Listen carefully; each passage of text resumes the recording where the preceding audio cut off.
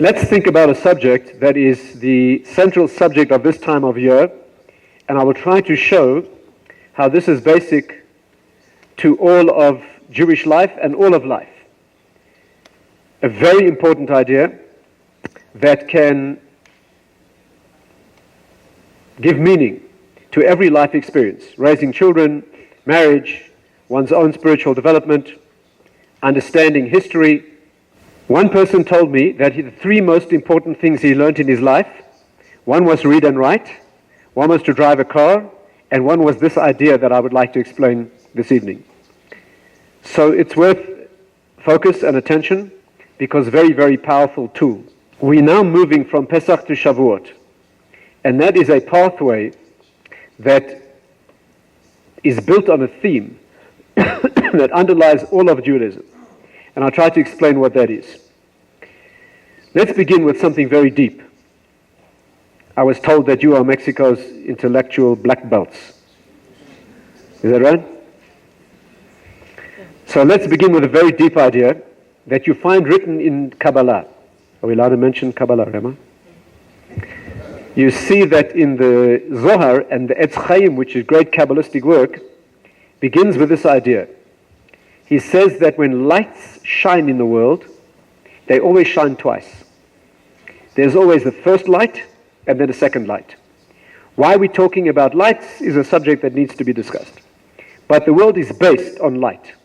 We say that the world is a revelation. It is a gilui, a revelation of something deep, and the medium of revelation is light.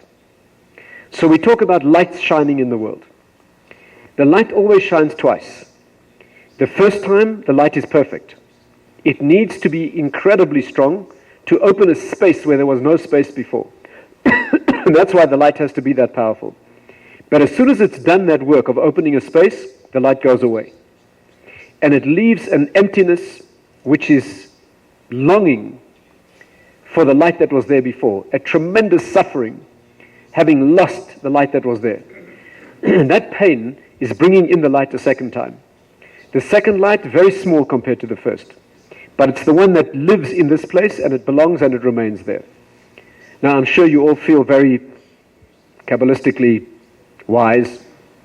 But the truth is, on this idea is based all of Judaism and all of life.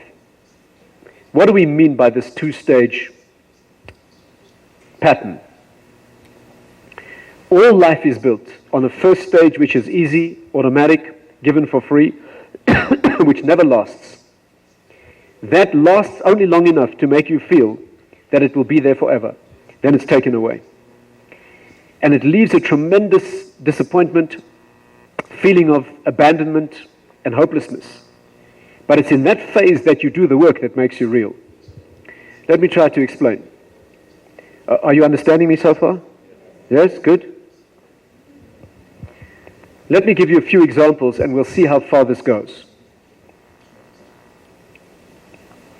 Let's take the process of leaving Egypt, leaving Mitzrayim, building towards receiving the Torah, the time we're going through now. There are two stages. Stage one, in Egypt, in Mitzrayim, the Jewish people uplifted beyond human imagination, beyond description, with no work. The Jewish people are slaves, and Hashem is revealing himself with one stage after another of spiritual elevation. You know that the makot in Mitzrayim, the plagues in Egypt, were not simply a sequence. They were a building, an escalation, a crescendo experience. Each one of the 10 plagues was higher than the one before. Are you familiar with this idea? Each one is a progression. One very beautiful way to see this, the Maharal puts it like this, is that the plagues in Egypt were a reversal of the 10 statements of creation. You know, the world was built with 10 statements, right? 10 ma'amarot, 10 statements that build the world. And they build the world in sequence. The first one, Bereshit, in the beginning. Then you have Yehi Or, let that be revealed. You build 10 layers, like the skins of an onion. Those are the 10 sfirot, the 10 Kabbalistic qualities that build the world. Why were there 10 plagues in Egypt? Because the Egyptians had so contaminated, so damaged all of the spiritual world, that you needed one plague to rebuild, to cleanse, to detoxify each of those 10 layers. So when you build something from the center and you build it completely, when you clean it, you peel the layers from the outside moving inwards. So the process is reversed. Let's understand what that means. The first statement of creation, Bereshit, in the beginning, a pure beginning. What was the last of the 10 plagues? Destruction of the firstborn, the wrong beginning, impure beginning, immoral beginning, Egyptians. What was the second statement of creation? Let there be light. What was the second last of the plagues? The plague of darkness, extinguishing the wrong light. You see, there's a process here of reversal. We don't have time this evening to go through the whole process. You can look it up yourself. But the process is reversing creation. And when you get to that incredible midnight, when the firstborn are destroyed, you've reached back to the level of creation.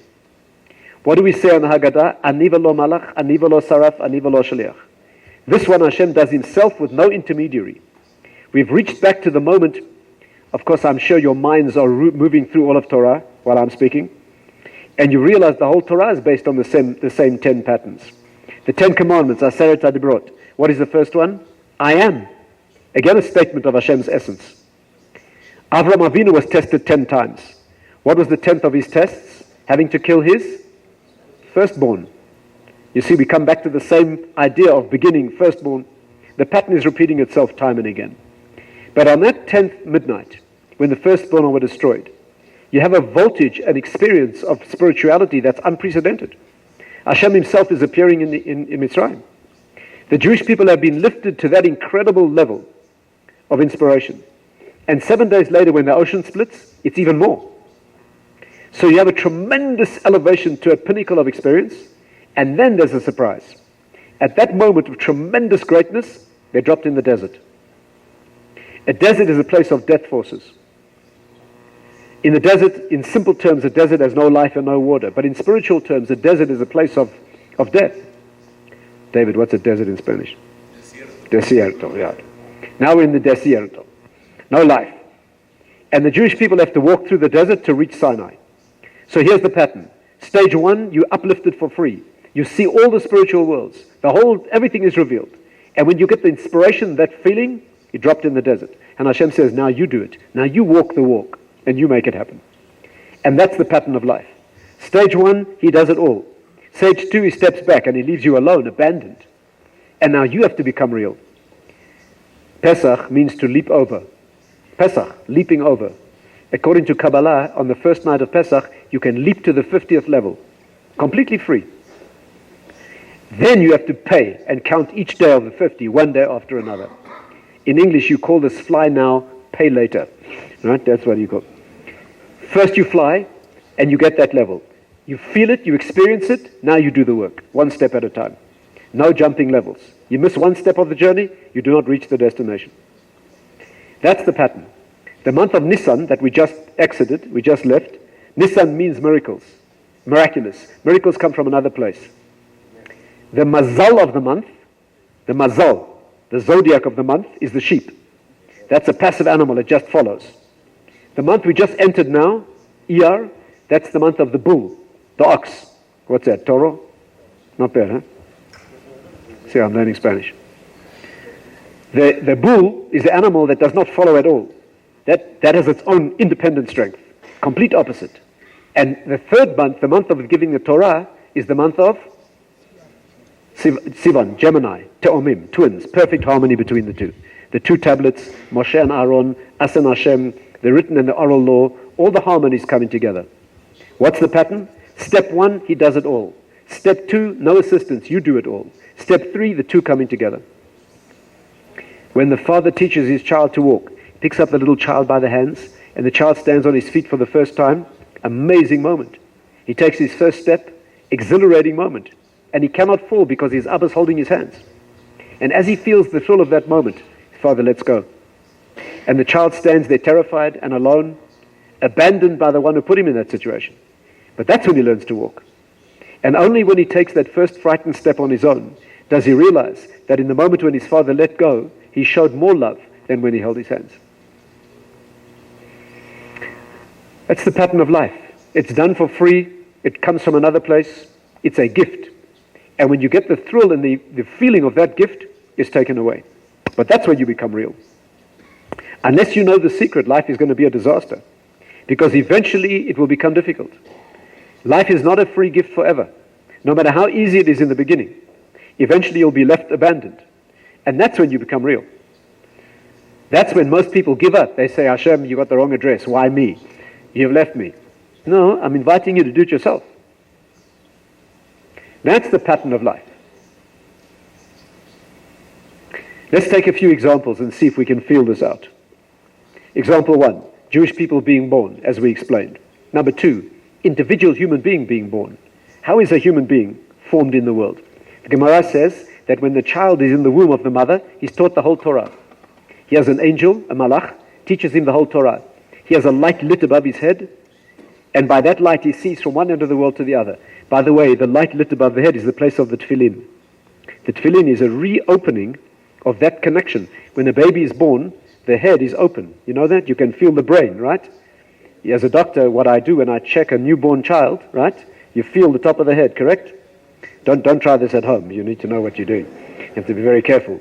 But the skull is missing. And in that place where the skull is missing, you can feel the brain pulsate. The child is connected to a higher world. And as he grows, the bone closes. Tefillin is the reconnection. The Rambam says, Kar kafta de lo manach tefillin. A head that never wore tefillin is not connected to the higher world.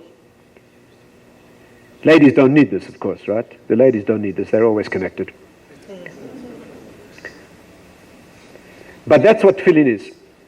The Arizal says an amazing thing. This is an aside. He says when Adam HaRishon was formed, he had tefillin growing from his head. He had more head. And in that part of his head was higher parts of his neshama. In our bodies we have nefesh, ruach, and neshama. But he had a higher part of neshama, chaya and yechida, higher parts of his neshama.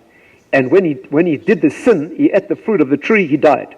What does dying mean? The high parts left. And he was left looking like we are now, which is no life at all compared to him. By the way, what happened to those 3 parts of neshama? They came down in history 3 times. The lowest one came down in Nadav and Avihu, who sort of died in a strange way. The higher one came down in Eliyahu and Navi, never died. And the highest one came down in Chanoch. Chanoch was a person who also never died. Immortal parts of the neshama. But this place of the head is a light, and the child sees one end of the world to the other. He sees his future. He knows all the spiritual wisdom. He knows the whole Torah. He has perfect spiritual wisdom. And as he's born, he gets a blow on the mouth, sharp blow, and he's shocked into forgetting the whole Torah. And he's born a baby who knows nothing. And the obvious question is, why would Hashem teach a child the whole Torah? He has a malach, an angel, teach the child the whole Torah. And when he needs it, when he's born, he forgets it all. What's the point in that? The answer is first stage, second stage. First stage is given for free. It becomes part of the fabric of what you are. Buried deep in your consciousness is all the spiritual wisdom you will ever need.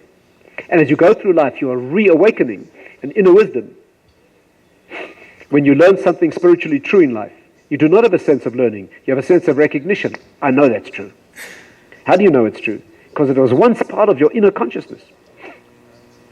Who here is a teacher? Any teachers? Teachers? You can admit it. If you're a good teacher, you don't put information into the student. You draw it out. A bad teacher indoctrinates. A good teacher educates, brings out. You speak Latin here in Mexico? Latin? Educare. Educare means to draw out from the student. You draw out the wisdom. In the Talmud, in the Gemara, when the students ask the Rebbe a question, he doesn't answer, he says, what do you think? A good teacher makes the student do the work. You all study Gemara, I'm sure. When you go to a class in Gemara, if you don't walk out with a headache, you failed. The job of the teacher is not to explain. The job of the teacher is to make you explain. When you go to the gym, you do exercise here in the gymnasium, you don't want the instructor to pick up the weights and put them in your hand. If he does that and you send a snapshot to your mother, she'll be very impressed. But you won't build any muscle that way. The reason you have a coach is to make you do the work in the correct fashion. A good teacher is not putting information in. A good teacher is bringing out the ancient original wisdom that lies in the heart of every person. You know the wisdom's there. You know just out of your reach it's there. And that's why there's such a thrill in learning. You're thrilled because you're finding something you lost. And that's why you long for wisdom. You can only long for something you lost. You can never long for something you never had. Why would you long for it? You have no idea what it is. You have no relationship with it.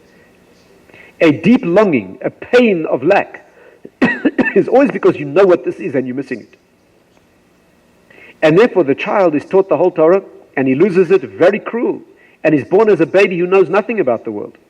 And he must struggle through a lifetime to regain that wisdom that he once had for free. The Gaon of Vilna says something amazing, absolutely amazing. If this doesn't move you, there's no hope for you. Listen to what he says. He brings a midrash that says that when you die, at the end of your life, 3 angels come to greet you. 3 angels. One comes to add up all your mitzvot. One comes to add up all your averot, all your transgressions. And the third one comes to see, who are you? Heichan Torato ve'im shlema beyado. Where's your Torah? Who are you? If you're a man, essentially it's your Torah learning. If you're a woman, it's your Torah practice, your chesed, the difference you make in the world, the practice you do in the world, what you give birth to in the world. That third angel comes to see who you have become. The Gaon of Vilna says an amazing thing. He says, as you die and you move down the channel to that world, and 3 angels come to greet you, the third one, the one who comes to see who you are, as he approaches, you recognize his face. It turns out to be the one that taught you before you were born. And now at the end of your life, he's come to see, did you do it? We had that amazing chavruta together, I gave it all to you. Right? It was all a gift. I sent you out to do it yourself. Now did you do that yourself? 3 stages. Stage 1, it's given as a gift. Stage 2, it's taken away. Cruel disappointment. Emptiness. Stage 3, you reacquire it yourself. And then there's the harmony between the giver and the receiver working together. And that's the birth of the Jewish people. That's the birth of an individual. And you see it everywhere. You take life. Fetus, taught the Torah, loses it, and then second stage. But let's take life itself after birth. Also 2 stages. Childhood, when a person is very young, everything's done for free. Your parents do it all. They give it to you. All done for you. No work that's necessary. The world is larger than life. The potential is perfect. But never lasts. Never lasts.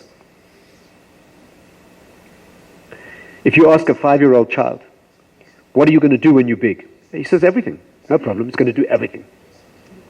But when he's not 5, when he's 15 and 25 and 35 and 45 and 55, and he's achieved nothing, especially men, this is a man's problem. Women just do what they have to do. Men are the ones who get depressed.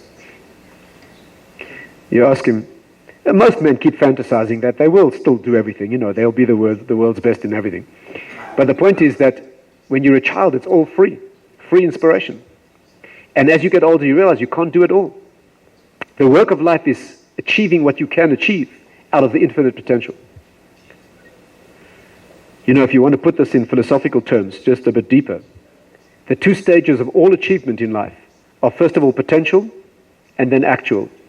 The Ramban says the purpose of life is to translate the bekoach into the bepoal, to translate the potential into the actual. The potential is always perfect. The potential is amazing. It's infinite. When you wake up in the morning, what's the potential of the day? Anything. You could do anything. Thousands of things. And it's all perfect. Nothing's gone wrong yet. But when you collapse in bed at the end of the day, what do you have? The small amount that you managed to achieve. That's all. But that's the real part. That's what stays with you. I hate to admit this, but the potential, which is unreal, is called male. The actual, which is limited but real, is called female. How is a child conceived? What is the process of birth of a child? What does the father give? Just the potential. Half a genetic code, that's all. No difficulty, no pain, no staying power, no tenacious attachment, no strength of character. 0, nothing. What does the mother give? Everything. Day after day of pregnancy, the whole child is built by the mother. She goes through the pain and the difficulty of birth and the risk. It's all the woman who builds it. The male is potential only. In Kabbalah, they say that the beauty of the male is endless potential. The curse of the male is its only potential. The beauty of the female, the woman, is that she gives birth to the child. The curse of the female is only this one. The Hebrew word for female is nekeva. Nekeva means to make finite, to make specific, to make limited and real and tangible. Nakva scharcha alai ve'etena. Fix your wages and I'll pay you. Imagine a person walks up to you and says, say any number you like, I give you that much money. Any number. This is male. Fantasy. But while this is happening, no money. Sooner or later you say a number. You have to say a number. When you say the number, two things happen. Number one, you get the money. Number two, not 1 cent more. For a thing to live in the world, it has to be finite, it has to be limited. In Kabbalah, they say that the glory and beauty of the world is that it's the world. The sadness of the world is it's only this one. Potential is always unlimited. That's the male dimension. The actual is the female dimension. It's always finite. The beauty is that you have it. It's alive. The difficulty is that it's only limited. It's this amount. The skill of life is knowing what potential to sacrifice so you can build the real that can be. As children start growing older, you see they start to get a sense that they can't do everything. When my little son was 6 years old, we walk into shul and he falls silent for a few minutes. You know, usually that means he has a fever. So I said to him, what's bothering you? He said, I'm really worried, Abba, because I'm not sure if I'm going to marry Debbie or Frida. Yeah, 6 years old, right? I said, what's the problem? He said, because whichever one I marry, the other one's going to be so upset. We get to shul, we walk up the steps, and he stops cold. And he said, Abba, but I just realized, whichever woman I marry, all the others are going to be so upset. It's a confident young man, You see, children think you can do it all. But as you get more mature, you realize you can't do it all. You can only hold the finite amount. Children don't know that. You ever see a child standing outside a delicatessen with $1, one peso, I don't know how much, 10 pesos, 100 pesos, in his hand, 25 different cookies and buns and cakes in the window? Wow, it's amazing. Finally he makes his choice, he's about to get his cake. All the 24 others start glowing brightly.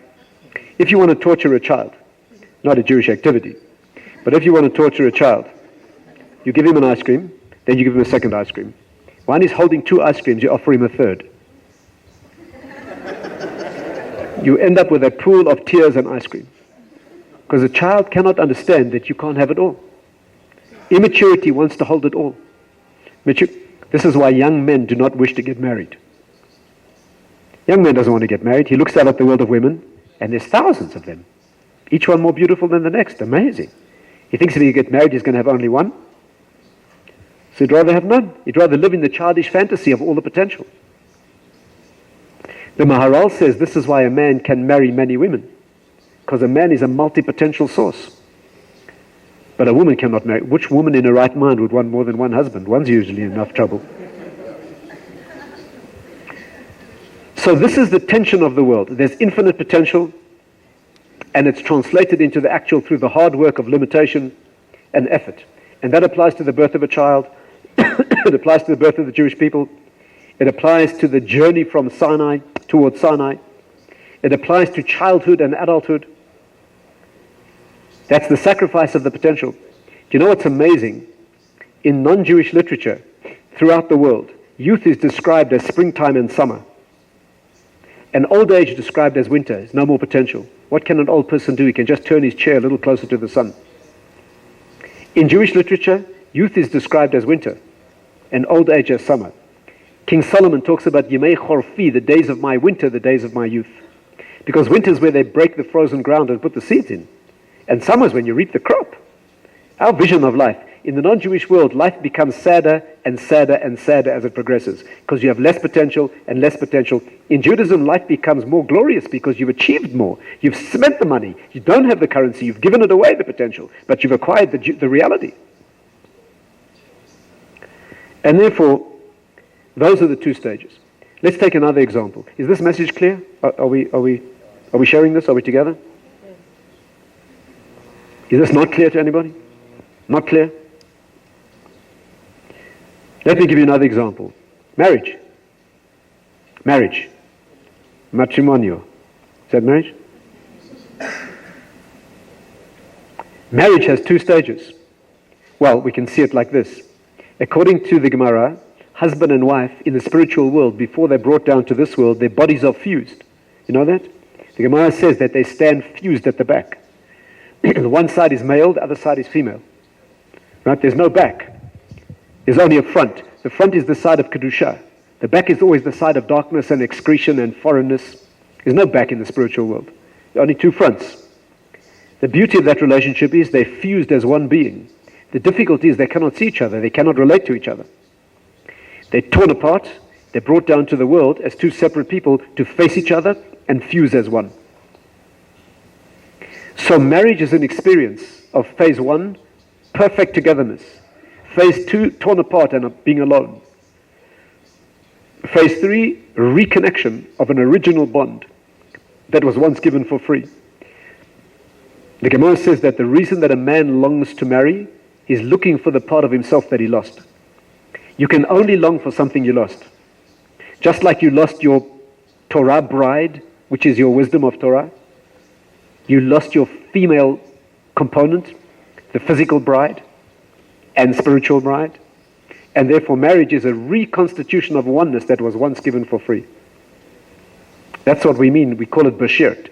Beshirt means the designated partner, right, that was once together with you in the spiritual world. And so again, it's exactly the same story. There's an automatic togetherness, so that there's a deep understanding and a sense of oneness, then being torn apart and left alone, and then the process of life of finding that partner and spending a lifetime bonding.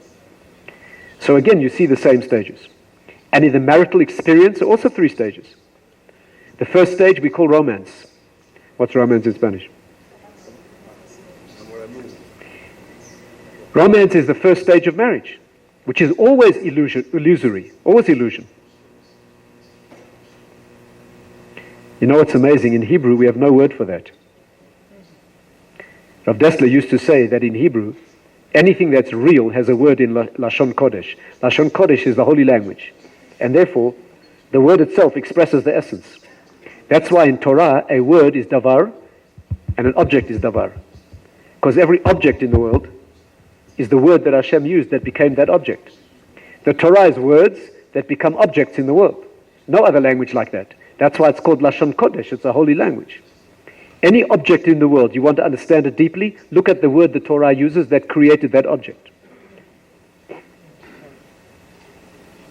And therefore, the word will always teach you everything you need to know about the subject. We have a word for love, ahava. Ahava means to give, hav means to give. Love is always built where you give. Our children are brought up in a world, they're taught exactly the opposite message. Our children are taught that you love where you receive. Somebody makes you feel very good, you love them. That's complete nonsense. If somebody makes you feel good, it makes you love you more. When somebody makes you feel very good, you say, I love you. You mean I love the way you make me feel. That's like saying, I love fish. You know what you're going to do with the fish? You're going to kill it and grill it and eat it. What do you mean you love the fish? If you love the fish, you put it back in the water, let it swim back to its mother. You don't like the fish, you love you, and for that you prepare to kill. You don't love what you get, you love what you give. This is why parents always love their children more than the children love the parents. Parents always love the children more than the children love the parents. You love what you give. You can only love what you give yourself. According to Kabbalah, you can only love yourself. You can never love anyone else. The only way you can ever love another person is when you expand your definition of self to include them. When you invest yourself in another person so deeply that there's a oneness between you, of course you love them, it's you. In Hebrew, the word ava adds up to 13, the same as echad, to become one. The child is an extension of the parent, of course you love them. If you want to love someone, give yourself to them completely. Spend your lifetime giving yourself, investing yourself in that person. Of course you love them. So you can only love where you give. What's romance? There's been no giving. What is romance? You're sitting in this room, this person walks in, suddenly everything goes pink. Music starts playing one side, bells start ringing in the other place. You get this tight-chested kind of feeling. Oh, does that happen in Mexico? It happens in America. That's called romance. That doesn't last. About 2.5 hours after you get married. Like one young man said to me, Rabbi, Knuckles right on the table. I've married the wrong girl. I said, why is she the wrong girl? How long have you been married? 2.5 months. I said, why is she the wrong girl? He said, Rabbi, when I used to look at her in the beginning, I used to look at her, I couldn't breathe. Now, 2.5 months later, breathing fine. I had to explain to this young fellow that if 2.5 months after you got married, you're having trouble breathing, you got asthma, you need to see your doctor, Marriage, 2 stages. Stage 1, romance, automatic, free thrill, unbelievable experience, never lasts. Lasts long enough to make you think it will last forever. Then it gets taken away. And then people think they married the wrong person. No, now's the time you start walking through the desert. Now's the time you start giving of yourself.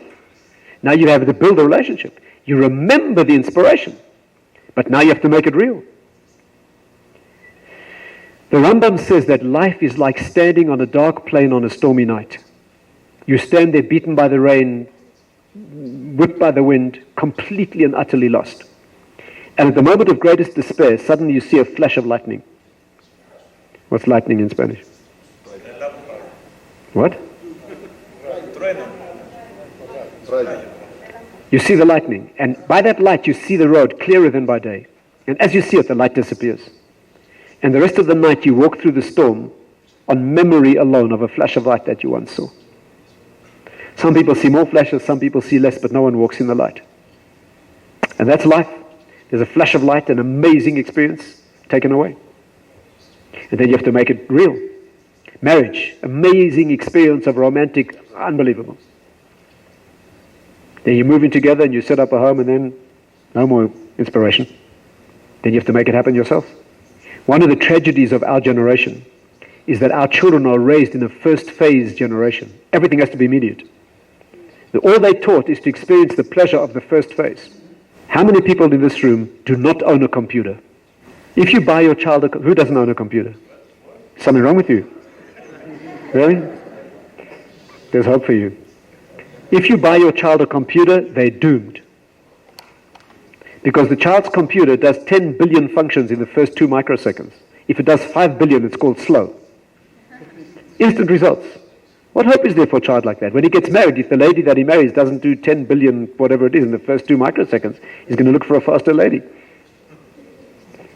If you buy your child a computer, make them plant a garden. Because by tending to seeds, week after week and month after month, they will learn something about life. They will learn patience and dedication and constancy. They will not learn that from instant results. I'm not sure what your ages are, but when I was a little younger, not that long ago, how we used to make a cup of tea? If I used to make tea for my mother, I used to make tea? I used to boil water and pour it into a teapot to warm it, then pour it out. Then you put fresh boiling water in the teapot and you put tea leaves in. Then you covered it with a special thing to keep warm while the tea was drawing. Then you put hot water in the teacup and you put it out. Then you put a strainer. It took a long time. Today the guy's dipping a tea bag and it's taking too long. Now it's freeze-dried. Tomorrow it will be intravenous, This is a generation of immediate results. Very unhealthy. That's not the pattern of life. The pattern of life is first inspiration. Yes, true. But then it's taken away. And then the character has to be asserted of staying with it and making it happen against resistance until you reach a Sinai, which is a perfect reconstruction. Let me add one dimension if I can. And if you have any questions, I'm happy to answer. If it's about marriage, then ask me about your friend's marriage, okay? So then we'll know that it's not really your issue. But let me add one more dimension if I may. You know that history has 2 stages. Jewish history has 2 stages. Right? What is the pattern of Jewish history? 6,000 year span of history. Right? The Gemara says the Mashiach will be here by the year 6,000. The year now, 5777. Very close to the end. Already you can smell the Shabbat cooking. Time to put on your Shabbat clothing. We have seen all the predictions of the prophets having come true. Every single one in exquisite detail, except for the final messianic predictions. And this 6,000 years has 2 stages. If you go back from where we are now to about 2,300 years ago. You get to the stage 1 becoming stage 2. What was stage 1? Revelation, miracles, prophecy, Hashem speaking openly to the world, Torah being given, no blindness at all, no atheism possible, a world of complete illumination. We call it Gilui Panim. And then you get to Purim, and then Hanukkah, and then nothing. In these generations now, no miracles, no prophecy, no voice from another world, no Torah being given, completely dark world. That's our problem. We are walking through the desert. The Ramban calls it Midbar Ha'amim. Persecution after persecution, darkness, hopelessness, with no clarity. Think about it. Here you have miracles. The ocean splitting, dead people being revived, manna falling from heaven, Hashem revealing himself. And then we get to Purim. What happens at Purim? The light begins to fade. What happened at Purim? There was a miracle, but a hidden miracle. What happened at Purim? King couldn't sleep, he had a wife who was Jewish, he didn't know. One event after another, Jewish people are saved. Purim means the luck of the draw. Esther means the hidden woman. The world is going into hiding. The whole Megillah of Purim does not mention Hashem's name at all. It says HaMelech, the king. We are moving into hiding. And 100 years, 200 years later, Hanukkah, nothing at all. Nothing written at all. No Mishnah, nothing at all. The only thing that happened at Hanukkah is a light burned for 8 days after the war was won. Nothing to do with the victory. Only the Kohanim saw it. Just a last wave goodbye, and after Hanukkah, nothing at all. No revealed miracles. All we see in our lives are hidden miracles, coincidences, amazing coincidences. But we don't see rules of nature being broken. In this phase, you have revealed miracles, nisim niglin. Here you have nisim nistarim, only hidden miracles. Do you know what the difference is? A nes nistar means a miracle where something is so incredibly coincidental that you realize somebody's speaking to you, but it's not impossible. What's a nes nigla? Something physically impossible. I'll give you an example. Nes nistar, you're going for a run, and carelessly you run off the edge of a cliff. Not good. You drop, you hang on to a twig growing out of the cliff, you hang there dangling over 5,000 feet of space, and you feel the twig snap. But just as it snaps, there happens to be somebody practicing throwing ropes over the edges of cliffs that day, and you grab the rope and he pulls you up. That would leave you pretty religious for at least 2 or 3 days. But it's not impossible. It's an amazing coincidence. But if you run off a cliff and you fall and you grab a twig and it snaps and you levitate up and float back on, that probably leave you religious for at least a week. That is a physical impossibility. We don't see those anymore. In this phase of history, that's what we saw. In our phase of history, we don't see anything like that. We are walking through the desert of history's dark age. But this is where we become real. What was written in this phase of history is called Torah Shebiktav, the written Torah.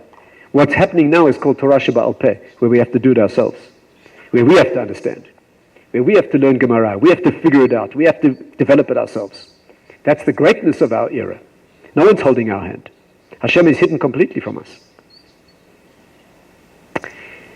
And therefore, that's the message. The message is that as we go through these difficult days of counting the Omer, from Pesach to Shavuot, we're living this pattern. We're living the pattern of a Pesach, which is a leap to another world, a celebration of miracles. The Rambam says the mitzvah of the Pesach Seder is to talk about Nisim. That's amazing. You know what his language is? Mitzvat Eseh Shel Torah. He says it's a positive mitzvah of the Torah. Lesaper, to tell, the Nisim v'niflaot, the miracles that occurred to our people in Egypt. He doesn't even say Yetziat Mitzrayim. He doesn't even mention that. The miracle is to talk not about a geographical journey. It's to talk about a journey from the natural to the miraculous. The first night of Pesach is to leap into the world of miracles. And then you come down, and then 49 days of counting, one day after another. Each day meaningless in itself. Each day just another little... But when you put them together, when you put musical notes together, you get a thing called music. Each note is meaningless. Plink and a plink and a plonk and a plink and a plonk. But you put them together, something emerges called music. When you count the days of the Omer, each day is one more day, one more day, one more day, but something emerges that is greater than the sum of the parts. A great poem is like that. A great work of art is like that. A marriage, a love should be like that. What is a great love between two people? One day of giving, another kind act, another act of self-control, another act of love. And after 30 years of doing that, something emerges that is greater than the sum of the parts. That is beyond description. Your own Torah learning should be that way. You learn another piece of Torah and another idea and another page of Gemara and eventually after many years, you develop an insight and an intuition and a depth and a sensitivity and a greatness of character. You hear music that is made by the notes that have been put together. But it's a long, hard walk through the desert to make that happen before the music of Sinai is heard. The question is if there's a designated partner in the spiritual world and then people come down to the world, what happens with divorces or second marriages, etc.? Multiple wives. You don't mean multiple at the same time, right? You mean, yeah. First of all, there could be many wives for one man. Could be, in spiritual terms. But the main answer to your question is that we do not know who the Bashert is. We don't know. With the correct work, you will find that person, but there's no guarantee. You have free will. You could get it right, you could get it wrong. Also, it's expressed over many lifetimes. You know, the Arizal says something very interesting. You know, we have a concept of Gilgul. So a person is finishing a lifetime, they could come down again to have another, to complete something they did not complete before. The Arizal says women do not have Gilgul. Only men. Women, he says, have a correction in the spiritual world. They do not need to come down to this world again to fix things. Except one exception. Here's what he says. The Gemara says, Zivug Sheni, second marriages are very difficult. Second marriages, very, very difficult. Right? Painful, angry, difficult. The Arizal says that doesn't make any sense. Very often a second marriage is very good. Often much better than a first marriage. He says you make a mistake. Second marriage doesn't mean a couple that was married and then separated and they marry other people. It doesn't mean that. Second marriage means a first marriage in a second lifetime to the same woman you were married to in the previous lifetime. So what happens is, he says, the couple are married, they die. The man is forced down into the world to finish the job that he never finished before. Now she has to come down again because she's the other half of his own neshama. She gets very upset. I had to come down because you didn't finish your work. She makes his life a misery. Right? I'll show you. Yeah, that's what he says. The question is, what is the meaning of Chacham Lev? That means we are born with inner wisdom. And how does that fit with our subject tonight? That's exactly our subject tonight. You call it Chacham Lev because you have an inner knowledge that you can acquire greatness. You have that inner sense that if you work, you will find that wisdom. Some people are clearer and greater, have more potential, and had more original wisdom. King Solomon was the wisest person who ever lived. But we are all born with that intimation, that deep sense of a wisdom that is available, of a greatness that is available, of a character building that is, of a life that is great. You have that sense, and that's our motivation. Yes, any last question before we stop? Yes. The question is, what's advice for the young generation? How can we raise better children? Better children, right? Because we all have computers. Yes, that's right. That's right. I told you, if you have a computer, they plant a garden. Make them plant a garden. Tell them, before you can switch on your computer and play games on the computer, go make sure that the garden's taken care of. Tell him to watch the grass grow. When he sees the grass move, he can play on his computer. But in terms of what we said tonight, children need to be given the awareness of two stages. Stage one, tremendous self-esteem and a sense of ability. Your job as a parent is to give them every opportunity. As a parent, you need to give the child every opportunity to develop every natural talent, everything, musicality, athletic, academic, spiritual, everything. That's your job as a parent, to richly let them experience phase one. But as they get more mature, to teach them, you have to work for this. You're going to have to make this real and make it yours. Right now, we're doing it for you, we're demonstrating it, we're holding your hand. You teach the child. You teach him to ride a bicycle. You hold on the saddle and you run along next to him, right? So the kid's riding more, very cool, he can't fall. Then he looks back and he sees you're not holding. But that's when he learns to ride. You teach him. You show, first, I do it for you. And feel how wonderful it is to have that relationship. But there's going to come a time in life where I will not be here for you when the child is older. And then you take the messages and the education and the inspiration that I gave you. And then you work to make it yours. Nothing more inspiring than that. That's how he deals with us. The question is, how do you know which potential is worthy of sacrifice? I have a shir online that you can listen to. That's called closing the circle. And to know what potential you need to work on and what you need to leave out, you must draw a circle and put in the circle all your natural abilities. And you must do this for your child. This is for you. For you. You take your child, you draw a circle. In that circle, you write all the natural talents of this child. Everything. Whatever he can do. He's academic, he can athletic, he can balance a bottle on his nose. And there's things that he's not good at. And the child needs to see that this is the beautiful picture that is me. And those natural talents that define who you are, the natural skills, the natural abilities, the natural opportunities, that's your unique picture to paint in the world. You can't be good at everything. No person will achieve everything. What are your core talents and abilities, your core gifts? That is a beautiful picture.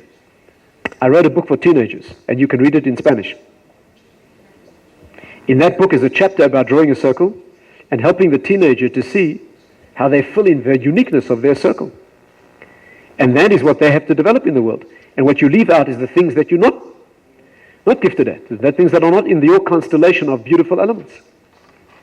And if you do that, you will be able to walk this journey from the inspiration of Pesach, where it was all done for us, walk through the desert of life's experience to reach Monte Sinai. Thanks.